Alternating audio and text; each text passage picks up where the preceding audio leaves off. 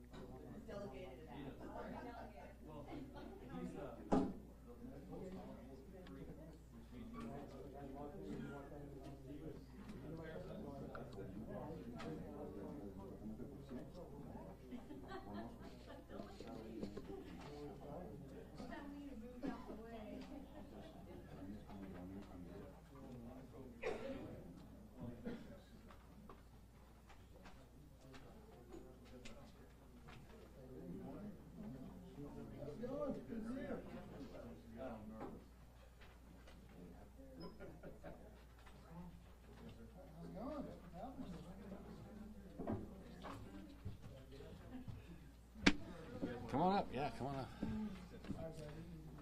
Morning, Mike.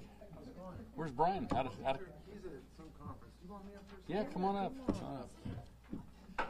Everybody loves a fire. Yeah. Stand on that stuff. Chuck, let me know when you're ready. Yes, sir. Everybody ready? It's all about Chuck. Anybody? It is all about Chuck. Oh, thank you, Lyle. I'm rolling. Good morning. We're going to talk a little bit about some new technologies that we're using in the sheriff, police, and fire. And I'm going to introduce Commander Damian Nord to, where'd he go? Oh, Commander Damian Nord to talk about it a little bit. Thanks, sir. You're welcome. Okay, Commander Damian Nord. I'm in charge of the communications center here in Kern County Sheriff's Office. Spell your name for us, please, sir. D-A-M-I-A-N and Nord, N-O-R-D. So Text-911 is now available throughout the county. Service was deployed. It'll be deployed today at 10 o'clock. Text-911 can be the first contact option for individuals who are deaf and blind, hard of hearing, or those with speech impairments. Text-911 should only be used when a person can't safely make a voice call. For example, when someone must stay quiet to remain safe. For example, domestic violence, home invasions, situations of human trafficking, or possible suicidal individuals. To enter Text-to-911, you enter the numbers 911 in the to field on your phone in your text message.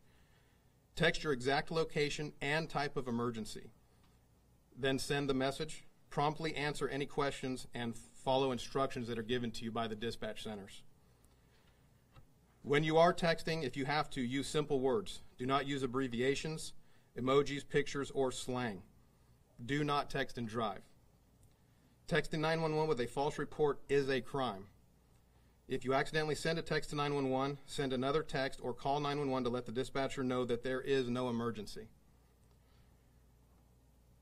Just some of the things that you need to know with this program. Emergency response may be lengthened due to the time it takes for a text to 911 to be typed and sent.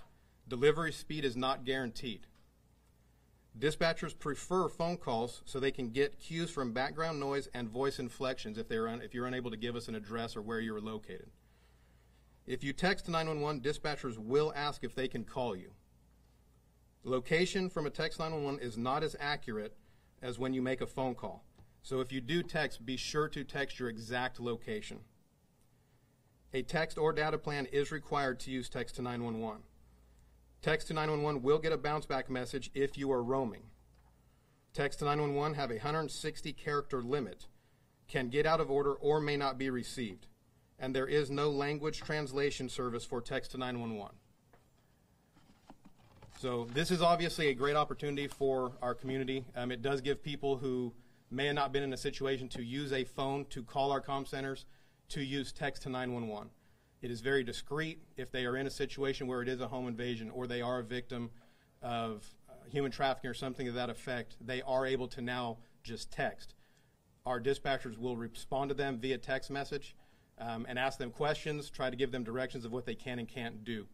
So this is obviously a good thing for everyone.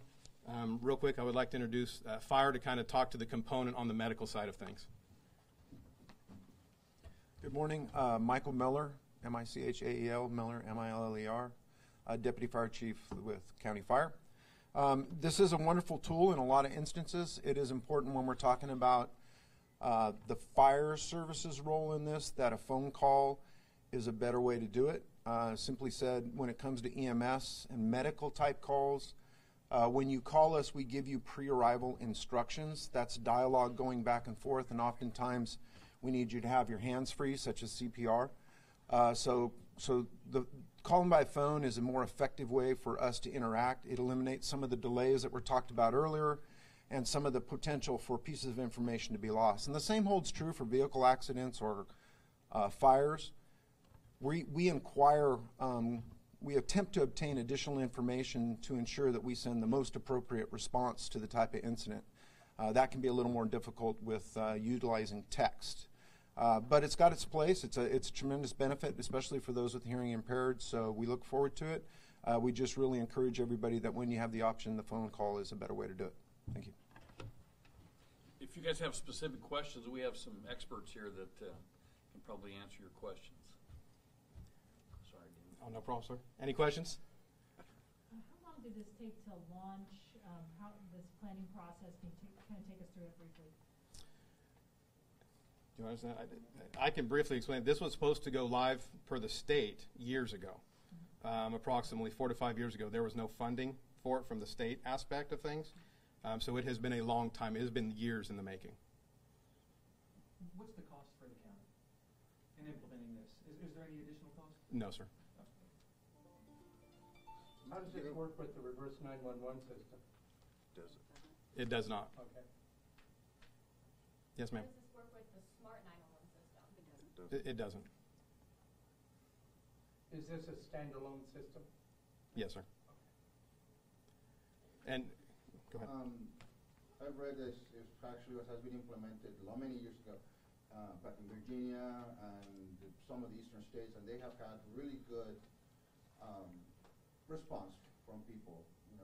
So how do you foresee the future of this system here in Kern County? Well, like I said, there have been instances all over the country and in this state with people who have already went live where there have been people in a trunk of a car who have been kidnapped, but they had access to a phone. Instead of obviously calling and letting someone hear them say, I need cops or whatever, they were able to text law enforcement.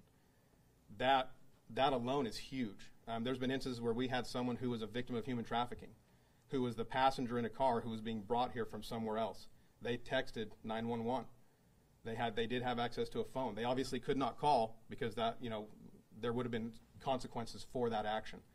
So this allows people, especially when it comes to the hearing impaired, they do have means now to call, but it is very cumbersome. This allows parts of the community that never had access to now use something that's very efficient for them. So you said no translation, so English only? Right now, yes.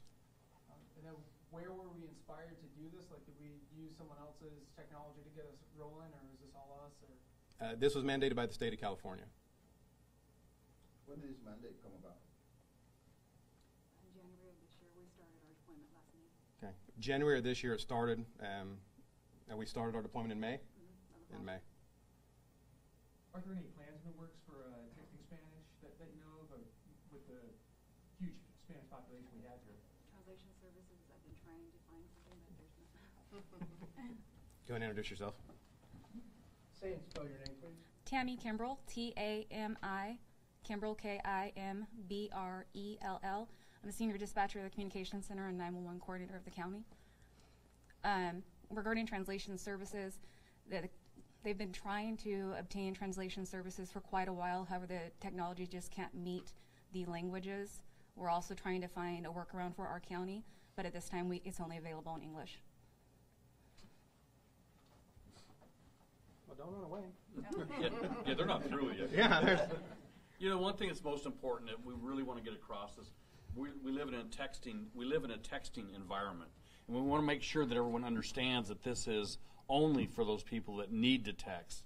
It's not a means of communication for 911 or for our comm center. It is only for people that need to text for real reasons, and that we really want to get that across so that we don't tie the system up where we have somebody that texts and we can't respond to it. But that's what our fear is, that we get a text that we aren't able to respond to because we're overwhelmed with it. So I think that's extremely important. Yes. When does this officially go into effect? Is that today or? I think 10 o'clock. 10 o'clock today. It's live right now. It's live, right? Yeah. Yes, ma'am. Are there going to be more people on the other end of the phones to get these? There won't be additional staff. There will be staff there. Yes. So they're going to load you up more than what you got? Thanks for that, Chuck. Yeah. Please trust us. It's working now. You You should just film, Chuck. And just to add on to what the sheriff said and the way this program works, we only have so many sessions that we can have as far as text 911. So it is extremely important that people call. If you can call, please call. Do not text unless it is the absolute last resort, because we only have 4 sessions. So if we have 4 people who are texting into 911, that fills up our sessions for text to 911, and they will then get a bounce back message that it's unavailable. So again, it is just extremely important that this is a last resort for people. So the session will last for as long as you're talking to that person. Now, once the session becomes dropped, then it opens that up for another person? Yes, sir. Yes, sir. Okay. So you have 4 lines available? Yes, sir. Basically. I mean, do you foresee opening up more sessions if you guys see like a high demand, or? No, not right now. How is this going to work with all the other systems that we already have in Bakersfield, like ShotSpotter and other things like that? Chief's right here for ShotSpotter. Well, I think what's most important with the texting 911 is location. People need to understand that the technology is not, and the GPS is not like it is with a regular cell phone call. So we need to get that exact location. That information needs to be put in. The other thing we need to remember is autofill, because there's only 160 characters, and you're texting and it autofills something, and that dispatcher has no idea what you're talking about because something autofilled. So we realize that we're talking about maybe somebody that's in the trunk of a car or human trafficking in these emergency types of situations, but they need to make sure that the information that they're sending across is information that we can take action on. So there's lots of things that we're still going to have to work out and things that we got to educate the public on.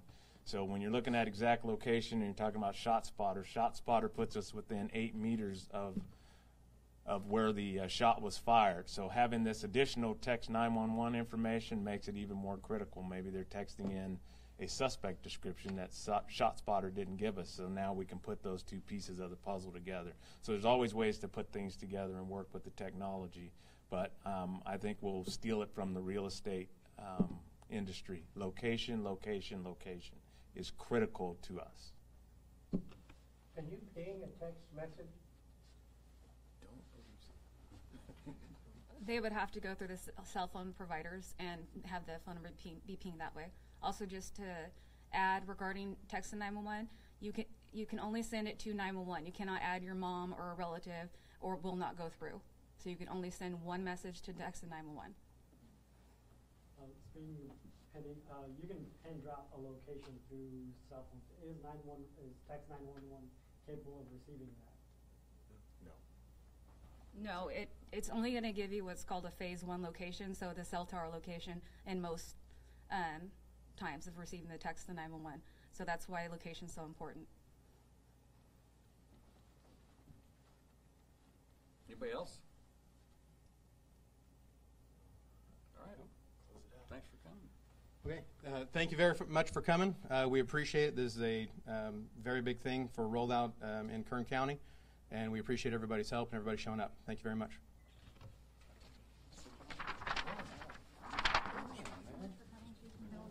You used to Cammy more often. Yeah. Good to see you, Donny. You too, Doug. Thanks very much. Thank you. You're welcome. Chief. Thank you, guys. Thank you, Mayor. You're welcome. All I did was I just want to get started. Okay. Thanks very much. No problem.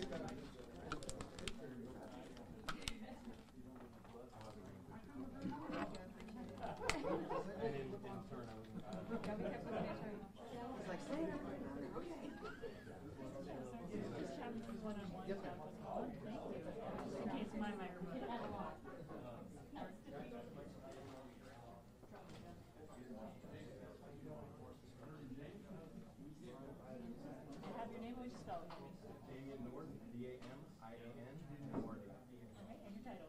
I'm the commander of Kern County Sheriff's Office. All right, so Text-to-911 is feature being used specific The only time that this should be utilized is like if you have no other means of communication. And when I say that, for example, if you have a home invasion and you don't want the suspect to hear you call 911, if you are currently being victimized by something and you don't want the suspect to hear you calling 911, if you are capable of calling 911, we need that to occur. It's very important not only to get your location, but it's also important for time limits. When you call, it's a much faster response time because we also don't know how long it's taking your phone to send that message, how long it's taking us to receive it on our end, and then obviously there's going to be follow-up questions. So texting, it's going to take more time. Karen, nice to meet you. I think we met several weeks ago. Sorry, 911, exactly. Was hoping to just get a few words with you. Okay, fantastic. Yeah, thanks. You're our go-to whenever it comes to these 911 situations. Gotta put my makeup on today. You look great. So this will be Okay. an easy way. You know how this goes. It's under your blouse, and when it gets here, I'll And clip then, it. so briefly, you kind of took over, I know this is a applicant thing, but how long have you guys been working on this? Or kind of give me a brief timeline? This started approximately 4 years ago. Oh, okay. Well, just in case. Approximately 4 to 5 years ago. There were no funds at that time to give all of the local communication centers the ability to do text-to-911. So recently, it was mandated in January. Side shuffle, don't turn. Oh, wait. There you go.